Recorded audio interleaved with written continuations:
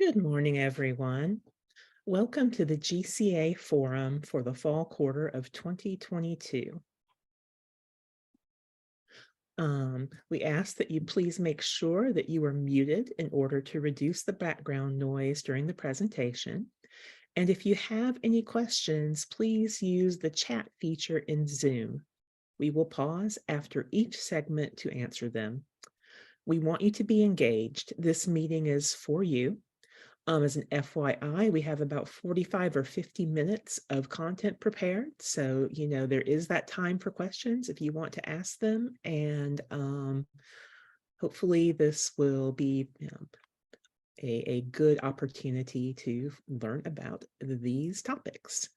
Our agenda, we're going to talk about Grant Tracker and how it's going to be transferred to Award Portal, not really transferred, how it's going to be replaced with Award Portal after the finance transformation. We're going to do a deep dive into Carryover. We're going to talk about budget period versus project period. We're going to talk about the different types of extensions, indirect cost calculation, and then close with some tips and tricks.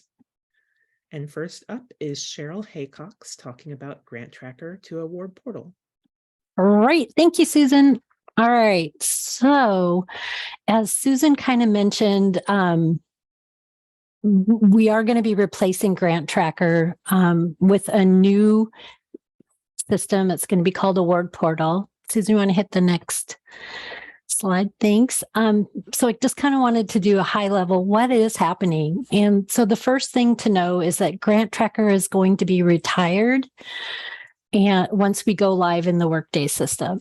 And the second thing is that because we love Grant Tracker so much and because it holds so much information, we're going to keep it as a reference after go live because we won't be able to transfer everything in there into the new Award Portal. The goal is for Award Portal to be that place where you can go for at a glance of your award. And one thing for all y'all to know is that we are modeling the Award Portal as after Grant Tracker as much as we possibly can. Of course, there's new, Workday is providing a whole new look. And so this will also have a whole new look. So I'm going to try to share a few screens that I feel like are in pretty good order, just to give you a view. But I also want to do a full disclosure that what you see may or may not be how the final product looks. We're really early in the system or in the process. The next slide, please. I'm going to start really nice and high level. We have some new terms. So instead of Grant Tracker, we're going to start using the word Award Portal. Instead of sending a note back and forth between GCA, it's going to be a ticket.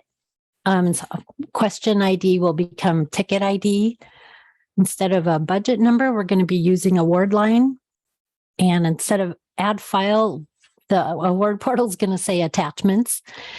And the big change really is org code to cost center. So that information just recently came over, and there's going to probably be a lot more as we move forward. Okay, Susan, the next slide is I wanted to do, this is really sort of like in Grant Tracker, how there are sections. So we have, budget information, open Grant Tracker notes, financial information, etc. So that's kind of a view on the left.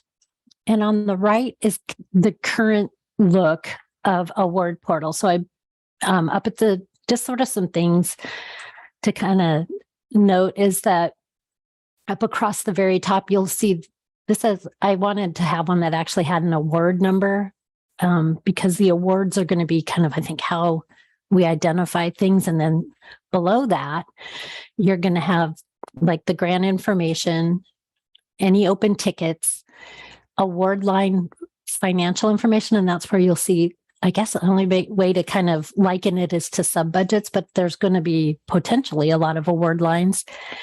One thing that's going to be kind of great is we're going to have tasks. So this might be a report, that's due, or and I think I believe it's also going to have like department tasks like narratives or progress reports.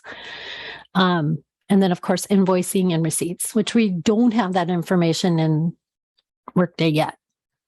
Okay. And then Susan, the next slide. Thank you. So what we're working on right now is the communication piece of the award portal. And so on the left, this is how you would create a new note in Grant Tracker. And on the right is how you would create a new ticket in award portal. And you can see it's laid out a little differently, but the fields we've kept as the same.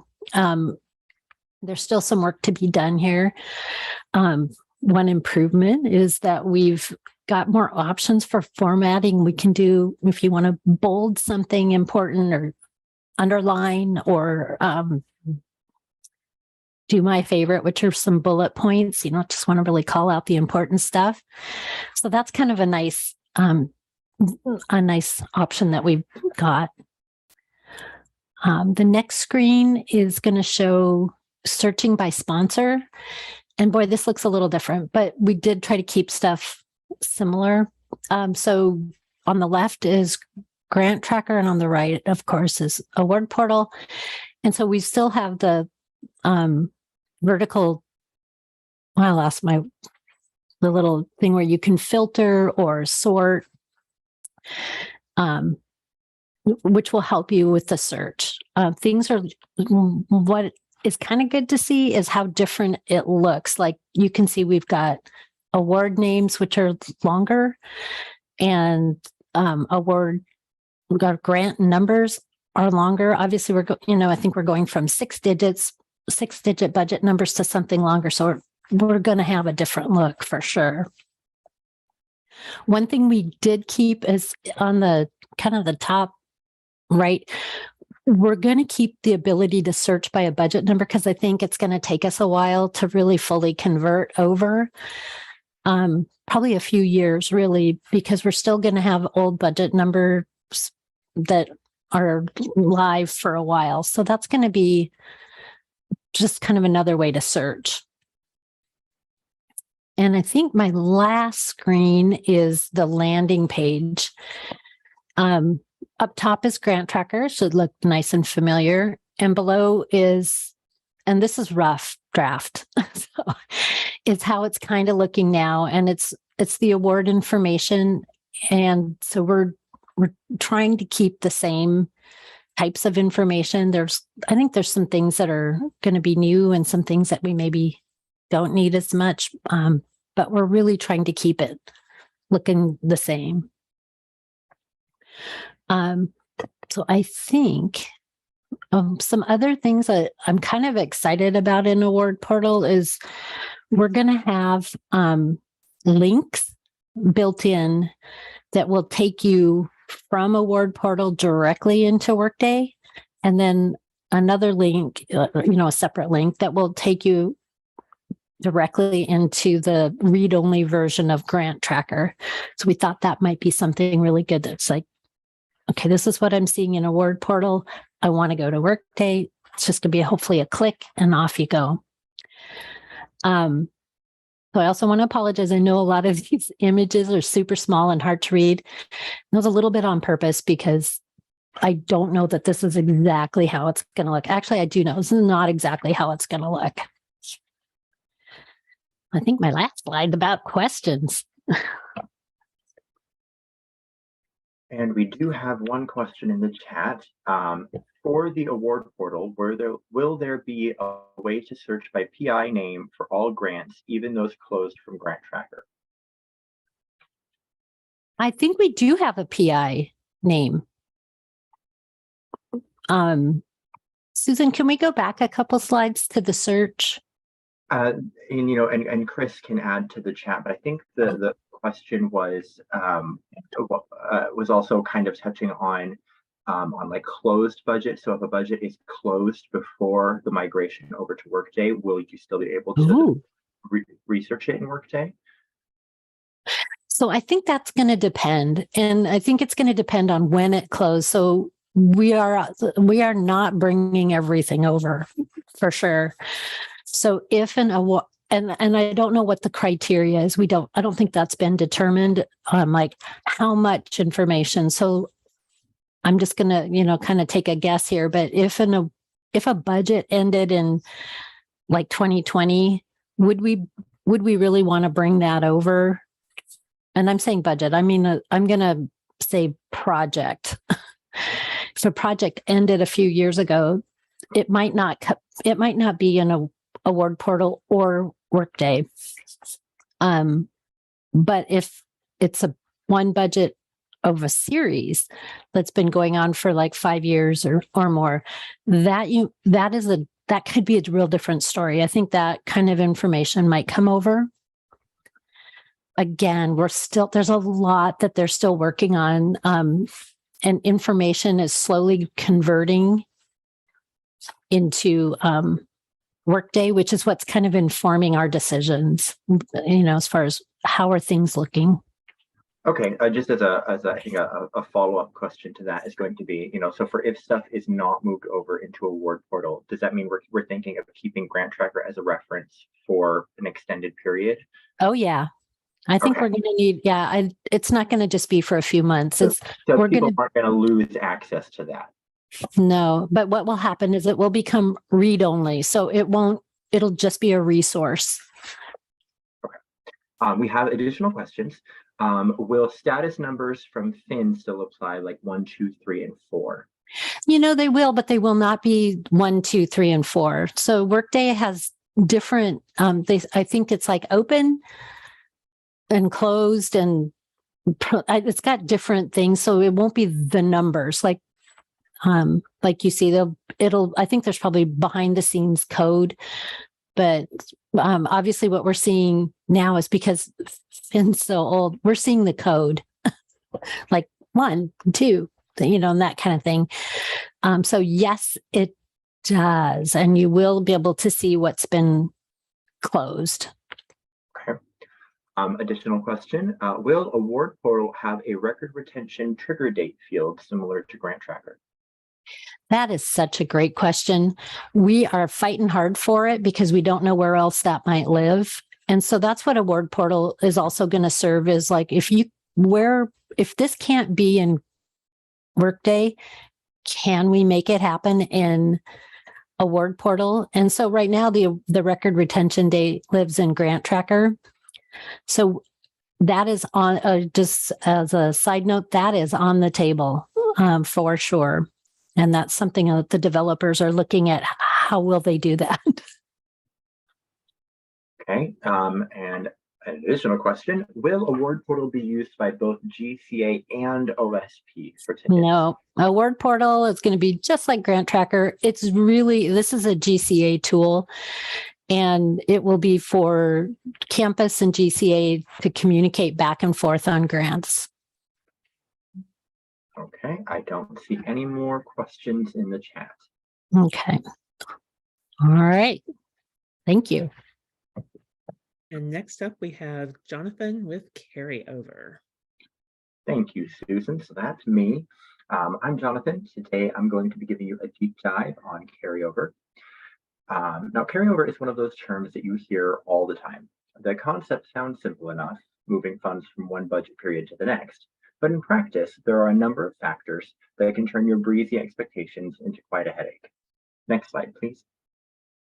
Now, if we're doing a deep dive, it feels like the best place to start would be with a definition. What exactly is Carryover? Now, the National Institutes of Health, one of our biggest sponsors, defines Carryover as a process through which unobligated funds remaining at the end of the budget period may be carried forward to the next budget period. You'll notice that we bolded some of the words on this slide. Those are key phrases, and understanding what those are and what they aren't is crucial to understanding Carryover. Next slide, please. The first phrase we have is unobligated funds, and the key word here is unobligated. So this is funding that we have not spent or committed to spending. The other phrase highlighted in that quote from the NIH was budget period. And a budget period is a subsection of the total award period during which you are authorized to spend funds. I've included a screenshot from the budget tab of Grant Tracker, where you can see the current budget period, which is 1 year, broken out against the total award period, which is just under 5 years. If this award has an unobligated balance at the end of the current budget period, it will be moved to the next budget period as carryover. Next slide, please. Next, let's look at the different types of carryover. How your award handles carryover will be determined by the award document, and GCA notes the carryover terms for the department's reference whenever we complete a funding action. In general, there are two main types of carryover. Automatic carryover is when we are allowed to move funds between budget periods without obtaining additional approval from the sponsor. Restricted carryover, on the other hand, requires that we obtain specific approval from the sponsor each time we wish to move unobligated funds from one period to the next. A third, less common category is a sort of other group that includes scenarios like separate year accountability, where we do have authorization to move funds between budget periods as long as we meet certain criteria. And of course, some awards forbid carryover entirely, requiring that any unobligated funds be returned to the sponsor after each budget period. Next slide, please. Okay, so we've established some definitions. Now let's talk about how carryover actually works.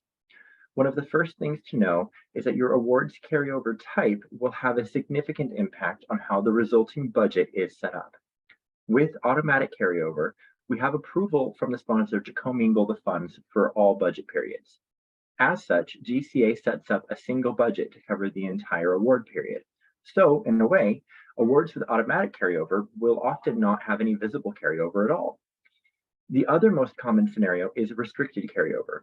And since we obviously can't commingle each budget period's funds at all in these situations, GCA will set up a budget number for each distinct budget period.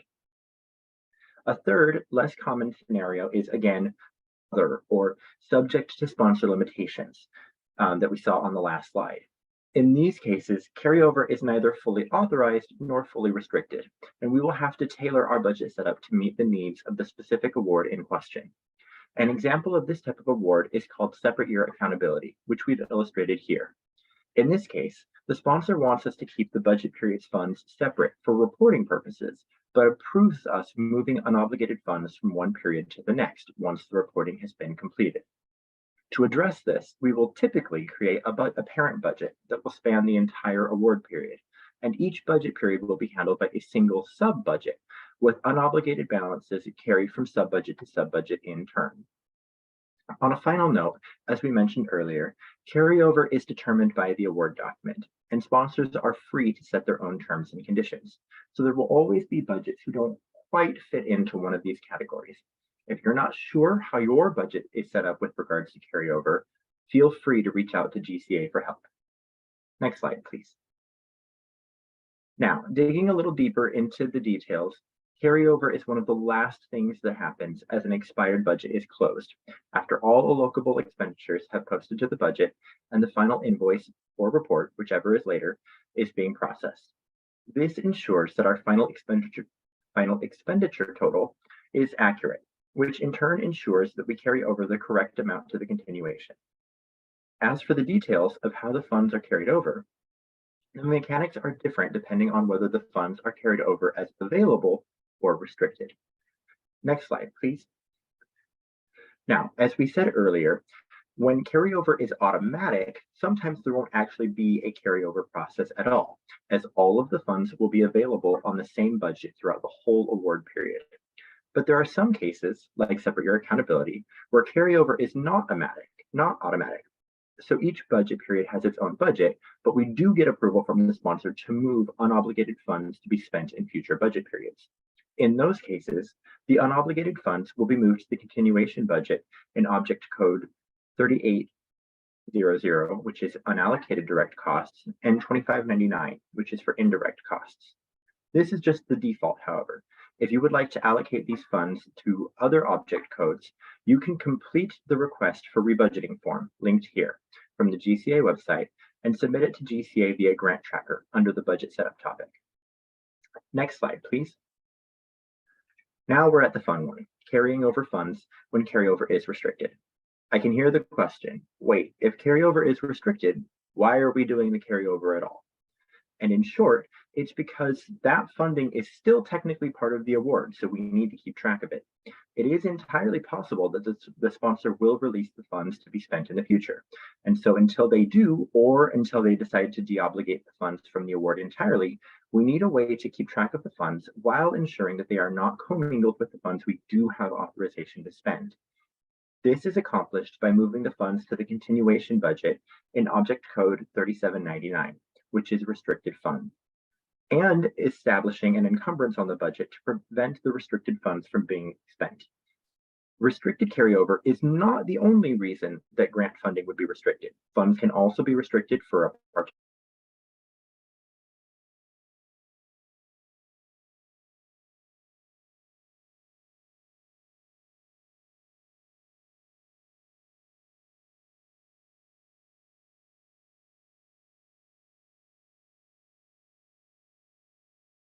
can work with OSP to have a post-award change or PAC created to release the funds.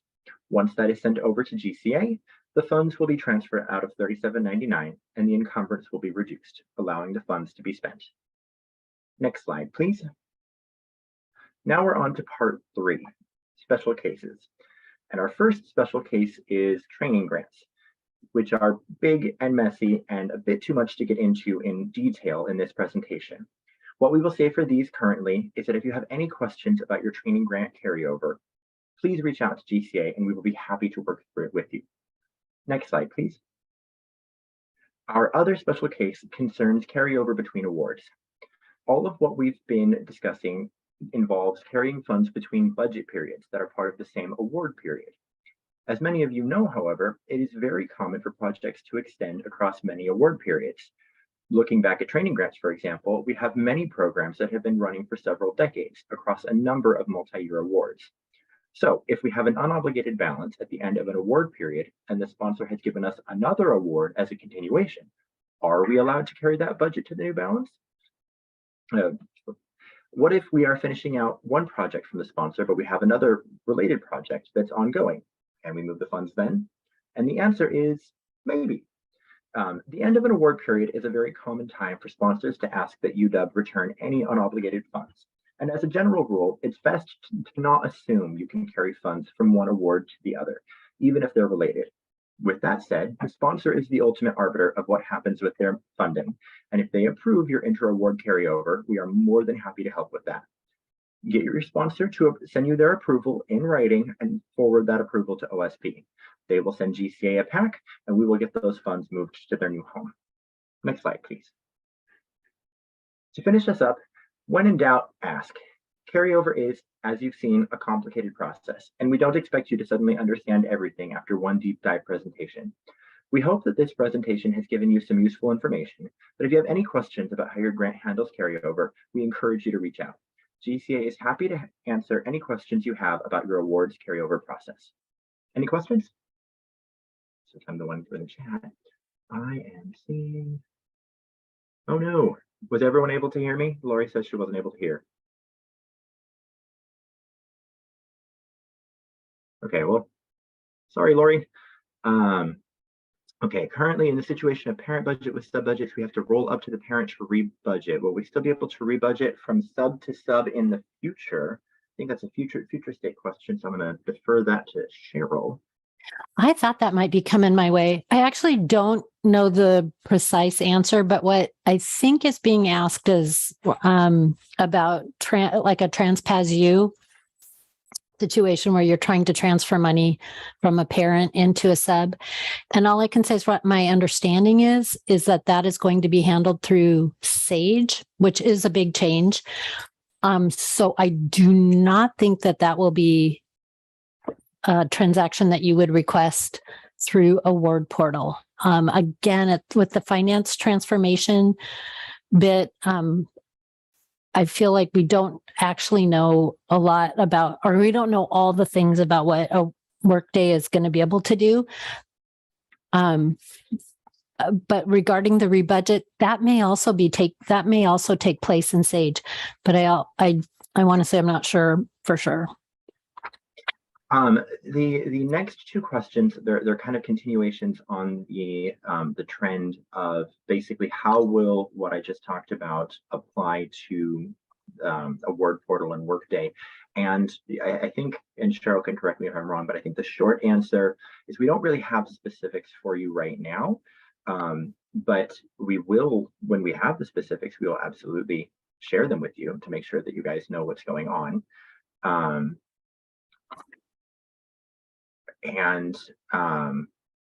Yeah, so because we have one question about accountant object codes for the future for finance transformation instead of what was currently shown, and I don't think we can answer that quite yet. I think I know we all want to know these answers, and I think we just don't know. Especially at this level, I think there may be people on the finance transformation team that have an idea about this, but we don't know we don't know our processes yet. Just to kind of like set what I do know is that they haven't even brought over all the information into Workday yet. So I guess you could say the sandbox is missing some sand. And so until that's all there, and then we get to see how it works, we're going to have kind of two processes or two things that I kind of think about. One is the converted information. How is that going to look? I don't know. And then how is the new information, like when GCA starts actually setting up grants in the system, so there's no reference into grant tracker because they've just only ever been in Workday.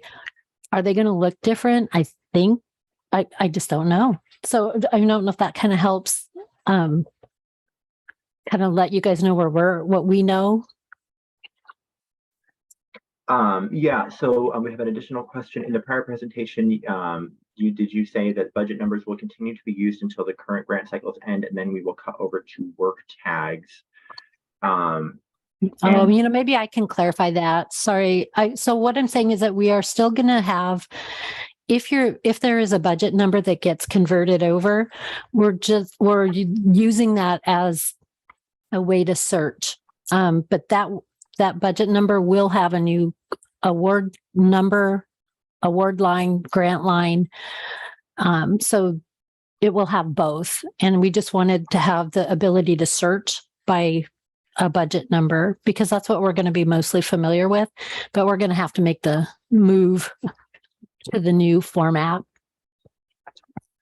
And then looks like the last question, are you able to comment on what the future state looks like, including whether carryover will flow through award modifications in Sage or simply be handled by GCA? I don't think we know the answer to that yet. Yeah, and I know that that's not the greatest answer to give a lot of people. I think the and Cheryl, you can correct me if I'm wrong, but I think the message to take away is that, like from a presentation like what I just gave is the concepts and what we have to do with the funds and when we have to restrict funds, when we can carry it over as available.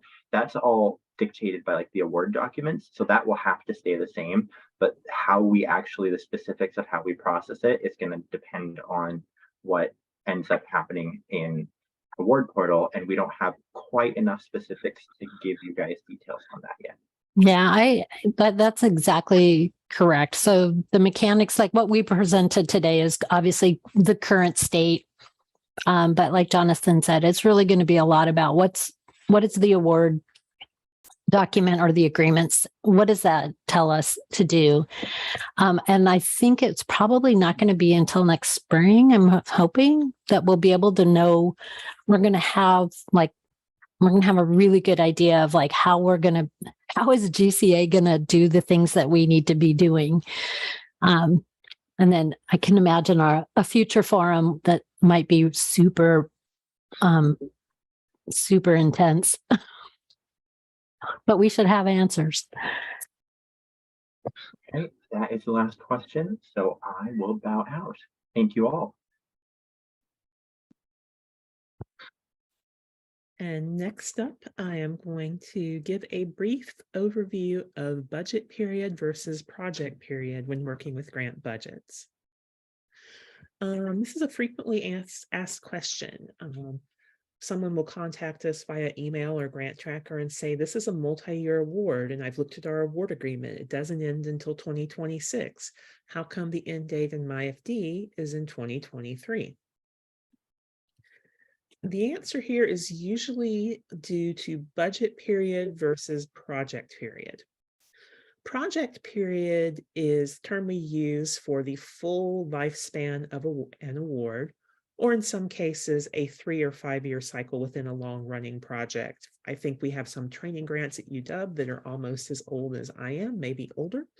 And we'll use generally their project period to be the current 5 year cycle, not the whole multi-decades of the award. These project periods can contain multiple budget periods or a single budget period. It depends on how the award is set up. And you'll also see it referred to as the total period. Whereas the budget period is the time period where we are authorized to spend a specified block of award funding. And you'll also see it referred to as the current period. And Grant Tracker, and this goes back to something that Jonathan was showing in the previous presentation, Grant Tracker lists budget and project periods for all budgets. I'm showing one example here where the budget period matches the project period. Notice the current period and total period, as we use those terms in Grant Tracker, are exactly the same. And then we have another one where the budget period falls within a larger project period. It's like this example, the current period is the first year of a 5-year award cycle that's going to run through 2026. What that is saying is basically we expect that you will have these funds or this award through 2026, but you can currently on this budget spend through 8/31/22. So you may ask, why doesn't my budget period match my project period? I'm looking at my award agreement. I see that 2026 end date. Well, it all depends on the terms of the award agreement. If GCA needs to issue a final invoice and/or a final financial report before the award as a whole ends, then the award will need to be set up with multiple budget periods. We call it separate accountability. And what you will usually see then is you will get a renewal budget. You'll have a new budget number for the new budget period. And in some cases, a careful reading of the agreement for a large award with a long project period, especially, will reveal that they are only authorizing UW to spend a fraction of those funds over a subset of the award period. In these cases, GCA will set up the funding level and budget end dates based on what is currently authorized only. And when the sponsor does authorize additional funding and/or time, usually through an award amendment, we will extend the budget period accordingly, or if it's additional funding only, we will increase the award amount accordingly. So I have a couple of examples. This first one is a pretty standard sub-award agreement. You'll see it has a period of performance of September 2021 to August 2022, and then an estimated project period going through 2026. So that first period, the one that's from 2021 through August 2022, is going to be set up as the budget period, and then the 2026 end date will be for the project period. So if you're asking, am I going to keep the same budget number throughout this, you're going to dig a little bit further into the award. And here I've copied in the carry forward section, which says, yes, carry forward is automatic. And in this case, yes, we will keep the same budget number and extend its end date, unless there's something elsewhere in the award that has some kind of separate financial reporting or invoicing requirement, or if the award number changes. But in most cases, when you have this automatic carry forward, you will keep the same budget number. The second example is one of our more complex types of award. It's one that happens to come from the Office of Naval Research. And this is something that's pretty standard for them, but pretty different from most of the agreements we get from other sponsors. These two blocks that are here in the example are from two consecutive amendments. The one on top, you see where it has at that point a grant total of 4.5 million. This particular action was supplementing that. And then the period of performance ran through 2019. And we got a amendment to this award that gave us quite a bit more funding, but only currently obligated $500,000 of it, but added future funding, which brought the total up to 7.5 million, and added the period, extended the period of performance through May of 2021. Now, if you weren't looking at the previous award, you wouldn't really know that this was an extension. It doesn't say here on this first page that that 2021 date is a period of performance extension. This is one of those cases where, if we, as we often tell you, it's really helpful to read the award, the whole award, or at least to look at it closely. Because in this case, a few pages later, we have a section that clarifies exactly what's going on in this amendment. We're exercising option 1, which was that whole additional chunk of money, but we're exercising it partially because we can only spend $500,000 of that chunk of money, and extending the period of performance through May of 2021. And all other terms and conditions remain unchanged. So, are there any questions? Doesn't look like there's anything at the chat. So I will hand this off to Patrick to talk about extensions. Alrighty. So I will be talking about kind of the various different versions of extensions and how some of what these prior comments, including carryover and project periods, how they apply and what we will be using to extend the budget's period. Next slide. So we're going to look at 5 main different types. The no-cost extension, which is most simple, temporary extensions, supplement extensions, and then on the other side, an advance renewal or advanced budget extensions. All right, we'll start off with the simple no-cost extension. These are when the sponsor is adding additional time to an award, but no new money. These are routed to GCA as a PAC or a post-award change and are the simplest of all these different variances. These are common when the sponsor is allowing you more time to spend unused funds at the end of the budget, but are not giving more money as you still have the funds to spend. So they want us to spend out what we have, so they're giving us more time. Next slide. Temporary extensions. So these are used when an extension is expected, a no-cost extension, but we don't have the amendment yet. And it looks like it may take some time to get the signature process completed. If that's the case, you can request a temporary extension and GCA will extend the end date to keep your budget open. It is important to note that the sponsor is not responsible to reimburse for any expenses that post during a temporary extension period, should the amendment not come through. This is why a guarantee budget is required, as if transactions post and then the extension does not come through, the sponsor is not responsible for those and they will need to be covered by a department budget. Next slide. Supplement extensions.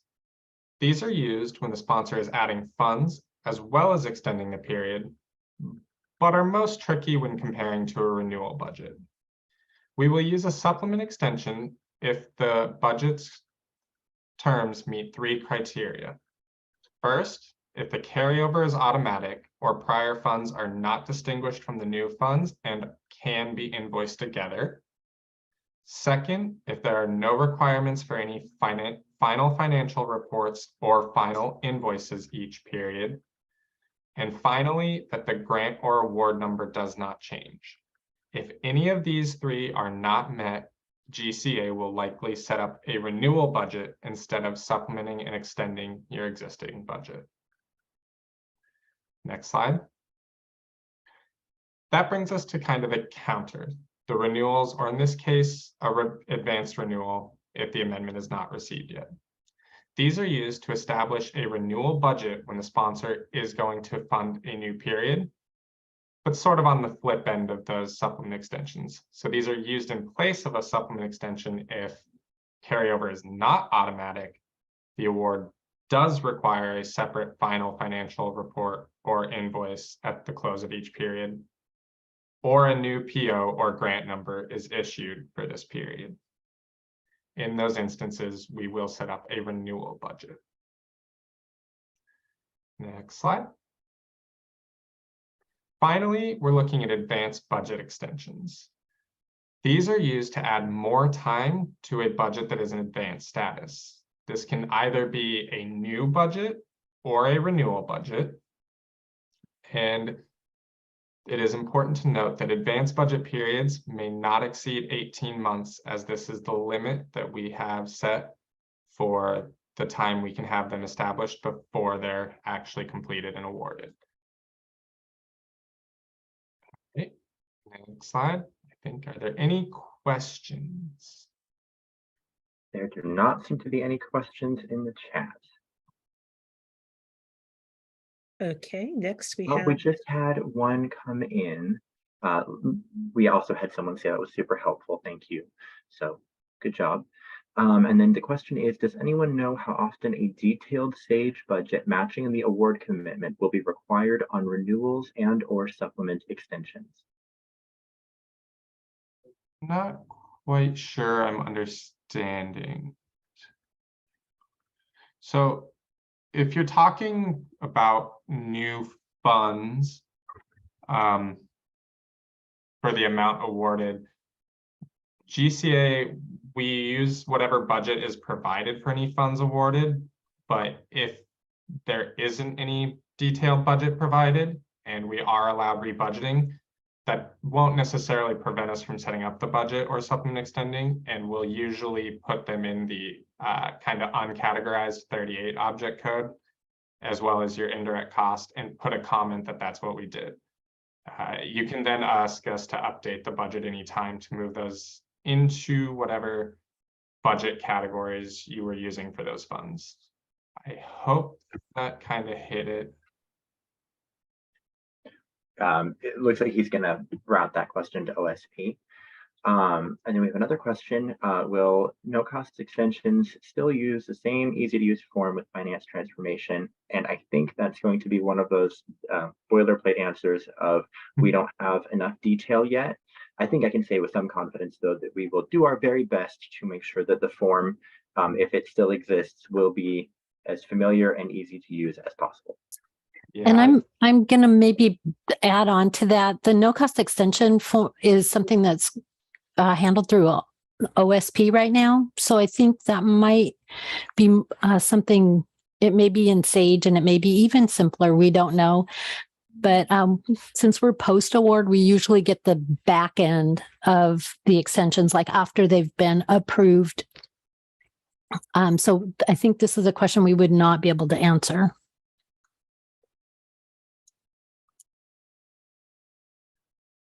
Okay, well, if there are no further questions, I think we can go ahead and go to indirect cost with Azalea.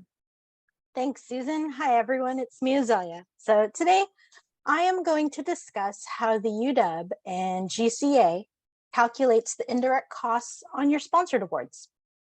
First off, I would like to begin with a disclaimer regarding the use of indirect costs versus the other term, facilities and administrative costs, also known as F&A costs. They mean the exact same thing. And uniform guidance uses both phrases interchangeably, even in the same sentence, which can be super confusing. So for consistency in this presentation, I will be saying indirect costs throughout my presentation. All right, next slide, please. So what are indirect costs? This slide has the official definition of indirect costs as written in the uniform guidance. But essentially, indirect costs are institutional costs that are not specifically applicable to individual research projects, but they're real costs that institutions like the UW incur during day-to-day operations. So what are these costs? So they are costs for general operations, such as utilities and building operations, research administration, such as yourselves, general administration, such as OSP, GCA, procurement, and the ISD, And they are also library and custodial services. Indirect costs support a lot of things here at the UW, which is why the goal is to shoot for the full indirect cost rate when we submit proposals to potential sponsors. Next slide. So how are indirect costs calculated? Indirect costs are calculated by multiplying an indirect cost rate with an appropriate base based on the sponsor's terms and conditions. The UW rates are determined by Management Accounting and Analysis, MAA, and they are approved by the Division of Cost Allocation at the Department of Health and Human Services, so DHHS.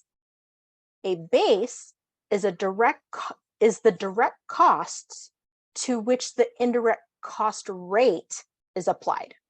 So bases can vary depending on which type of expenditures are included or excluded from the indirect cost calculations.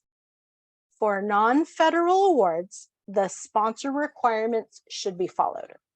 And in the absence of any requirement, the total direct cost base will be used. Next slide.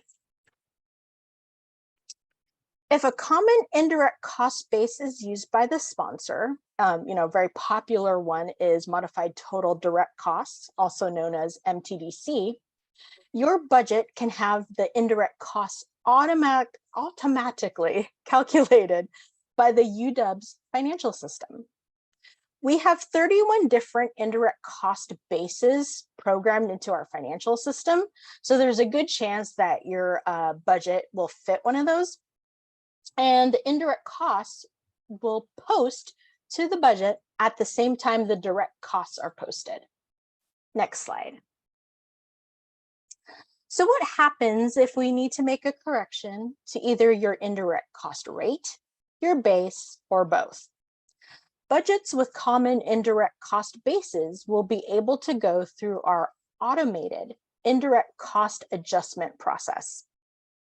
All sponsored budgets go through an automated review process every Monday morning. And if a correction is needed, you will receive an automated grant tracker message notifying you of the pending IDC JV. This automated grant tracker message will be sent to the budget contacts listed in Grant Tracker. However, if no contacts are listed, the default recipient of that notification will be the PI. So if you want to get these messages or any messages from GCA, please make sure to add or update the budget contacts in Grant Tracker. Next slide. So here on this slide, I have an example of what that Grant Tracker notification will look like. So you're going to get this. It's going to be in completed status because there's not really, much to talk about in this one. It's just a very brief message letting you know that we're going to make some sort of change on your budget. Either we undercharged or we overcharged IDC based on an earlier issue that you may have brought up in a previous email or Grant Tracker. So the message is really short and sweet. And in this example, we owe a credit to a department of about $15,000. Next slide. So attached to the Grant Tracker notification is also a spreadsheet detailing how we calculated that adjustment. So that way you have a record of how we were able to determine that amount, and then you can verify yourself if you feel like that is the correct amount that you were expecting to show up on your budget. Okay, next slide. And here is just a screenshot of the JV that posts when we have to process an adjustment to your budget. All right, next slide, please. So unfortunately, not all budgets can go through the automated IDC calculation and correction process. These budgets include budgets with subcontract expenditures, and that's because IDC on subcontracts can only be calculated manually. Budgets with non-standard bases, we have to perform workarounds to charge IDC correctly because they don't fit into any one of the 31 preset bases that we have. And unfortunately, we have two very buggy bases. That's base 4 and base 24. And the reason why they're buggy is they can't handle credits to your budget. So if you have either of these bases on your budget and you do a transfer, you may notice that your IDC is wonky. Next slide. So budgets that require manual indirect cost calculations or corrections are reviewed quarterly. For both non-standard indirect cost bases and bases with known bugs, we include grant control flag 11 on the budget to help us monitor the budgets. We use exception reports that look for budgets with 0362 charges or grant control flag 11, and then we also prioritize budgets by end date. Next slide. If you think there may be an issue with your indirect cost charges, please let us know by sending us a grant tracker request under the indirect cost topic. And please give us time to complete these inquiries. Depending on the issue, these requests can be very complicated to unwind and fix. And also as a PSA, when you have a very late pending transaction, that includes late subcontract invoices. If indirect costs still need to be charged, this can add another week to an already delayed financial report or invoice. Next slide. And that concludes my high-level presentation on indirect costs, the auto and manual calculations process. Are there any questions? We do have a question in the chat. So the question is, how does it work when purchases are made when there are different IDC rates? For example, a project takes place both on campus and off campus. Is there programming built in to know which IDC rate to use, like on a Pro Card transaction?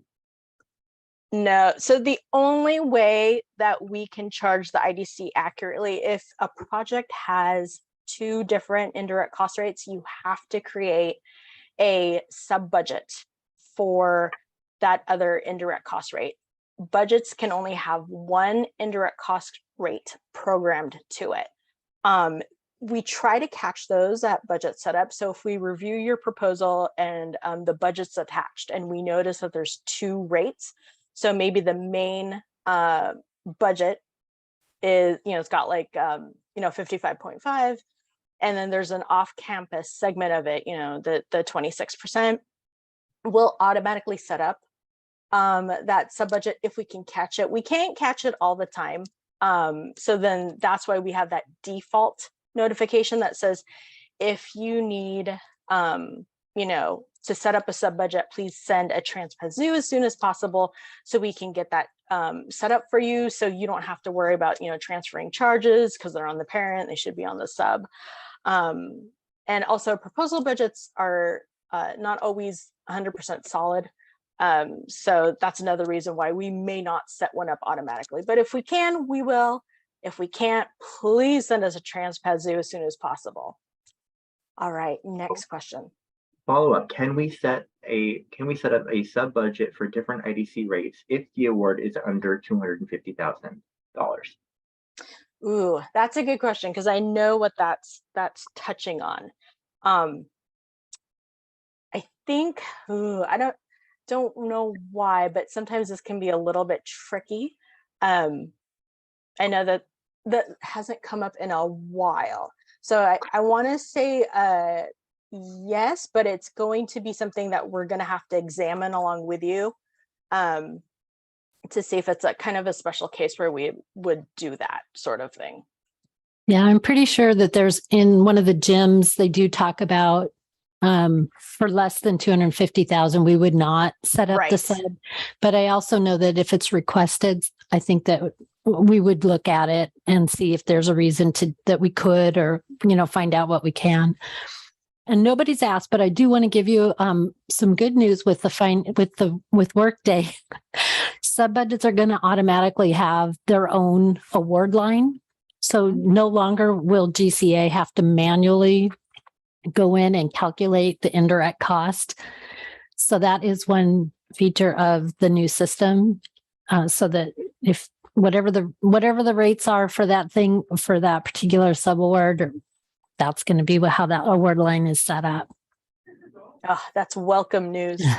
Are there any other questions? I'm not seeing anything in the chat. All right, thank you guys.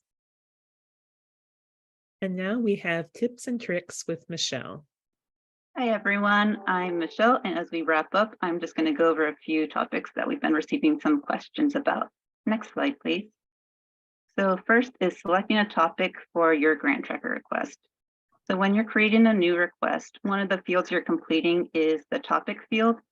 And this is a drop-down menu that's pre-programmed. So you're just going to choose the topic from this list that best matches your request. So some examples, if you're submitting a rebudget request, budget setup would probably fit the best. Whereas if you're looking to have your budget closed to status 3 in preparation for closeout, closing would probably make the most sense. Next slide, please. So if you're not sure which topic to go with, or you need more clarification on what all these topics mean, we have a glossary. So this can be accessed by clicking on the question mark icon, which is right next to the topic field. And hopefully these definitions will help narrow down your choices. But if your request covers, multiple topics, or you're just really not sure, just try to choose one that you think fits best and route over your request.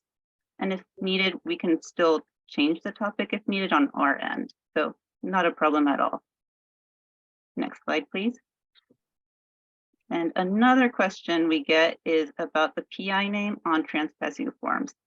So I think the Transpasu form can be kind of confusing because it does ask for a PI name and EID. So you're only going to list a PI and EID if you're requesting a sub-budget or an award budget. But for gift budgets, you're actually just listing a position title such as chair, dean, or director, because the understanding is that gift funds are managed by the department and not a specific individual. And then next slide. Final question we have is about surplus budget restrictions. So just to quickly define, surplus funds are the remaining award funds that we're allowed to retain per the sponsor's guidance. And these funds aren't restricted, but they're also not discretionary. So you can't use them for like anything you want, like however you want. The expenditures should still support research to an extent. So like some examples of expenditures would be like salary or like lab supplies, travel, or deficits on other award budgets. And then finally, on my last slide, I have some additional resources in case you want to read up further on these topics that I just covered. And that's all I have. Any questions? I'm not seeing anything in the chat. All right, thank you. Well, as a heads up, our next forum will be in February of 2023, already in 2023. Hopefully at that point, we'll have 3 months more knowledge about what's going to happen after financial transformation. Be on the lookout. We will be sending a survey about today's forum very soon. And unless Cheryl or any of the other grant analysts have anything to add, I think we would wish you all a happy Thanksgiving. Thanks for coming, you guys. Great questions today.